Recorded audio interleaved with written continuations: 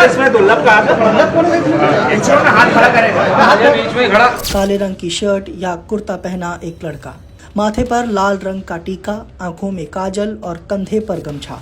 नाम दुर्लभ कश्यप। कुछ सालों से ये नाम मध्य प्रदेश समेत देश के लाखों युवाओं को मुंह जबानी याद है। दुर्लभ कश्यप जो एक गैंगवार में मारा गया, वो आज भी इतना मशहूर क्यों है? बात है साल 2018 की। साल के आखिर में मध्य प्रदेश में विधानसभा चुनाव होने थे।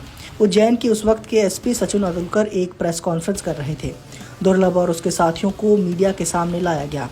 इतने में एक पत्रकार ने सचिन अतुलकर से सवाल पूछा, इसमें दुर्लभ का हाथ खड़ा करेगा बीच में खड़ा। फटी हुई शर्ट पहने दुर्लभ ने बड़े अलग अंदाज में हाथ खड़ा किया। ये वीडियो सोशल मीडिया पर तेजी से वायरल होने लगा और 18 साल से कम उम्र का दुर्लभ एक स्टार सा बन गया।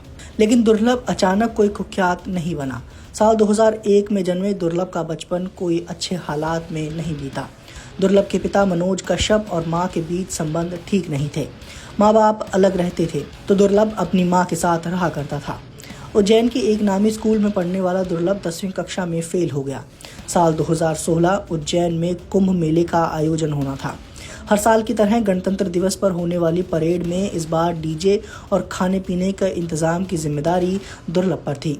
पोस्टर वगैरह छपे तो दुर्लभ को मशहूर होने की और सनक चढ़ गई। दुर्लभ ने छोटे बड़े बदमाश से दोस्ती करना शुरू कर दिया।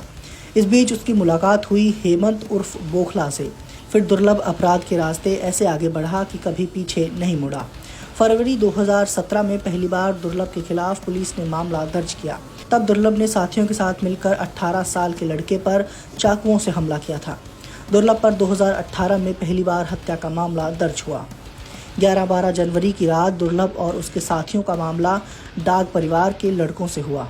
ये डाग परिवार दुर्लभ के करीबी हेमंत बोखला का भी दुश्मन था। दुर्लभ और उसके साथियों को मर्डर केस में आरोपी बनाया गया, लेकिन नाबालिग होने के कारण दुर्लभ को बाल सुधार गृह भेजा गया। 4 महीने के बाद दुर्लभ बाहर आया। अब दुर्लभ और उसके साथी फेसबुक पर वीडियो पोस्ट कर धमकाने, हमला करने के लिए खुद को तैयार बताने लगे थे। साल 2018 में चुनाव के पहले एनएसए के तहत गिरफ्तार हुए दुर्लभ और उसके साथियों को राज्य की अलग अलग जेलों में भेज दिया गया। दुर्लभ को पहले जबलपुर जेल भेजा गया। दुर्लभ 18 साल का नहीं था, इसलिए अप्रैल 2019 में जबलपुर हाईकोर्ट ने उसे बाल सुधार गृह भेज दिया।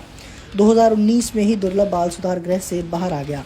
बाहर आते ही दुर्लभ और उसके साथियों ने उज्जैन से कुछ किलोमीटर ही दूर इंदौर में एक फ्लैट किराए पर ले लिया। कुछ महीनों बाद लॉकडाउन लगा तो दुर्लभ और उसके सभी साथी वापस उज्जैन आ गए।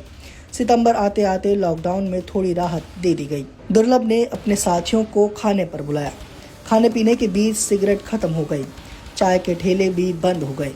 इस बीच एक दोस्त ने बताया कि वो हेलावाड़ी इलाके से आ रहा है, जहां एक चाय की दुकान रात भर खुली रहती है।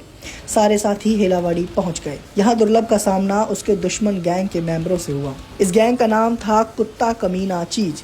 इस गैंग के लोग खुद को केकेसी ग्रुप के मेंबर कहते थे। इस दुकान पर दुर्लभ, उसके साथी और दूसरे गैंग मेंबर्स के बीच झड़प हुई। जब तक पुलिस यहाँ पहुँचती दुर्लभ मारा जा चुका था। पोस्टमार्टम रिपोर्ट के मुताबिक दुर्लभ को 30 बार चाकू से मारा गया। दुर्लभ की अंतिम यात्रा में वो लोग भी शामिल हुए जो कभी उससे मिले भी नहीं थे। पुलिस के मुताबिक दुर्लभ कश्यप गैंग अब खत्म हो चुकी है, लेकिन एक सच ये भी है कि उसके नाम पर आज भी कई युवा गैंगस्टर बनने का सपना देख रहे हैं।